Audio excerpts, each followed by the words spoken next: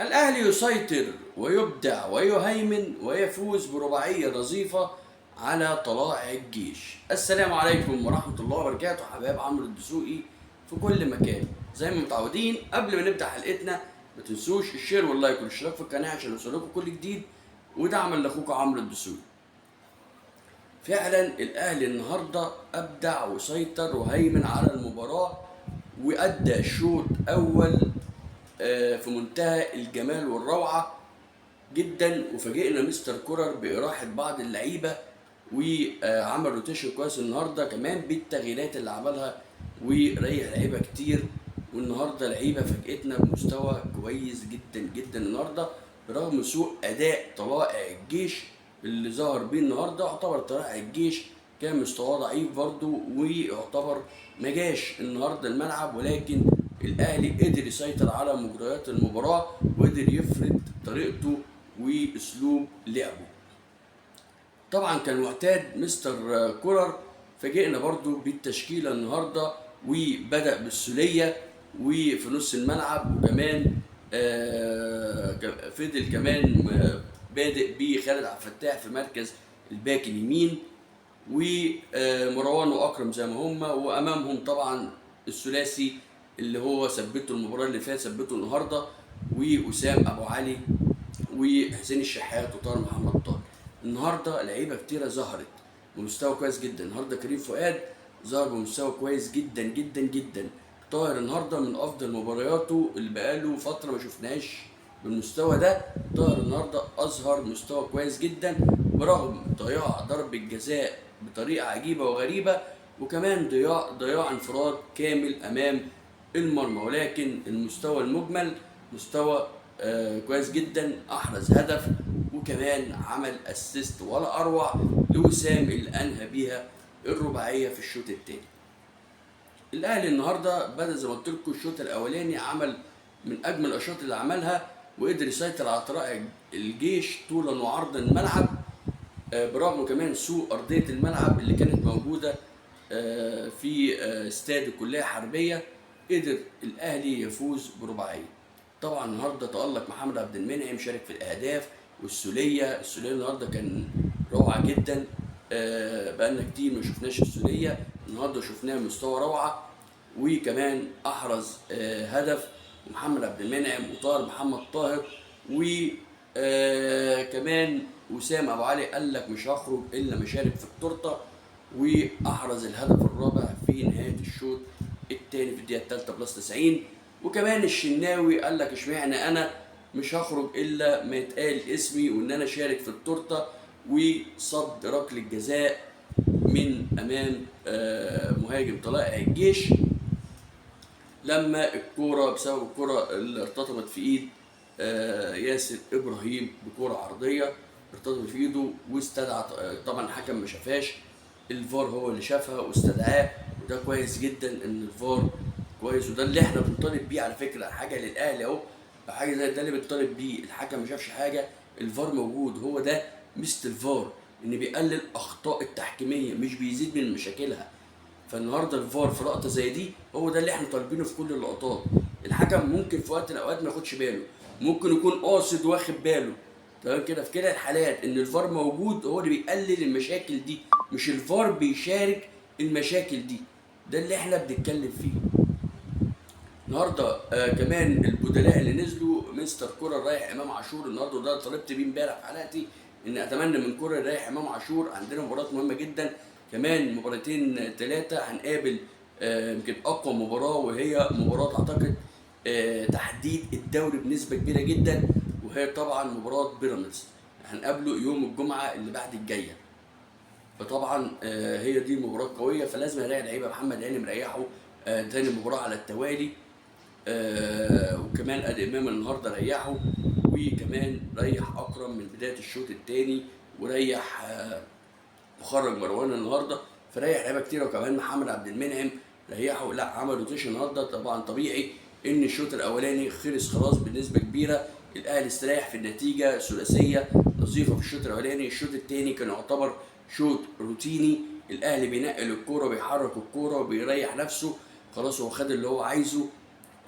ولكن زي ما قلت لك وسام عافر وقدر ان الاهلي ينهي كمان بهدف في الشوط الثاني عشان يحلي منظر شويه الشوط الثاني وينهيه بشكل كويس. الف مبروك لكل جمهور النادي الاهلي مستوى النهارده وبالرباعيه الكبيره النهارده على طلائع الجيش.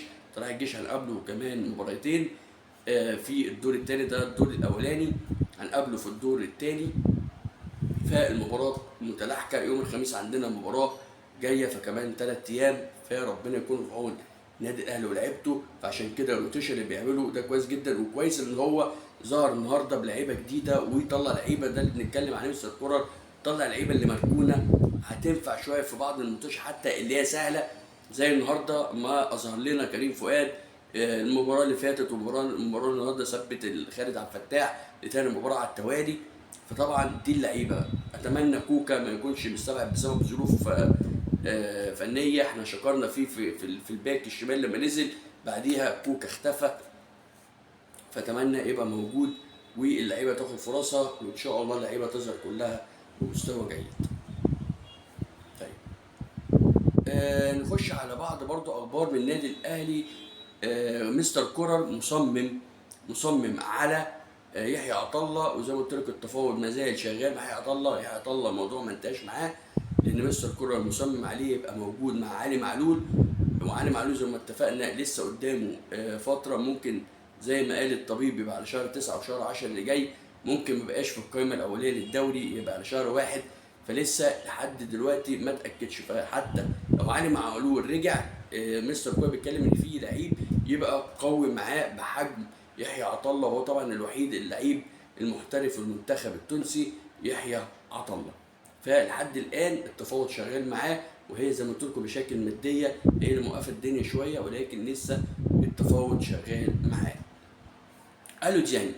الو ديانج بنسبه كبيره تتخطى 99% اخر موسم ليه هذا الموسم مع النادي الاهلي، وهينتقل لاحد الانديه السعوديه ونادي الخدود اللي هو لسه صاعد من الدرجه الثانيه في الدوري السعودي.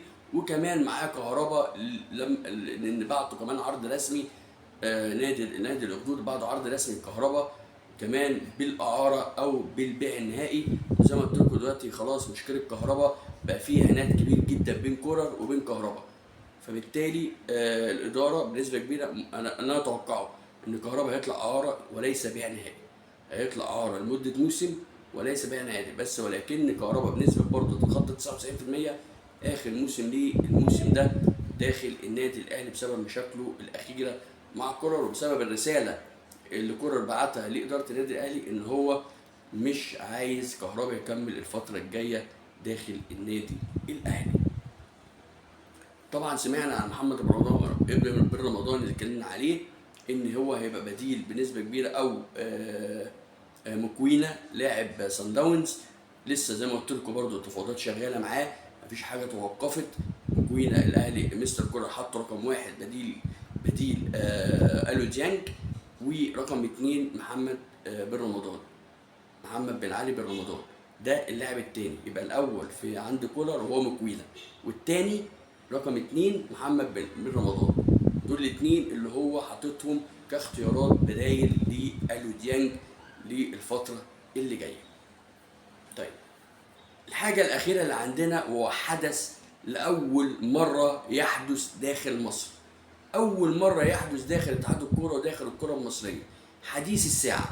زي ما قلت لكم هيفضل حديث الساعه العمر كله، ولا جيلي ولا اعتقد جيلي ولا اي جيل هيشوفه، ان اول مره نشوف مباراه تستكمل داخل الدوري المصري.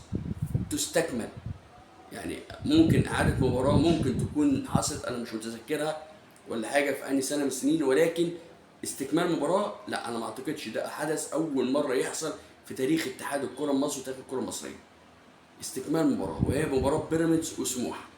بيراميدز وسموحه هيتم استكمال الشوط الثاني يوم 3/7 اللي جاي الساعه 8 مساء بنفس توقيتاتها، بنفس انذاراتها. يعني الهادي سليمان واخد طرد خلاص مش هيلعب بنفس، يعني كل حاجه بنفس ما وقفت بنفس ما هتبدا. هيتعاد شوط واحد في استاد الجيش ببرج العرب يوم 3/7 الساعه 8 مساء، وده زي ما قلت لكم حدث تاريخي لاول مره تسمعه. انا اسمع اعاده مباراه لكن اول مره اسمع استكمال مباراه شوط او نص شوط او ربع ساعه او نص ساعه والكلام ده كله.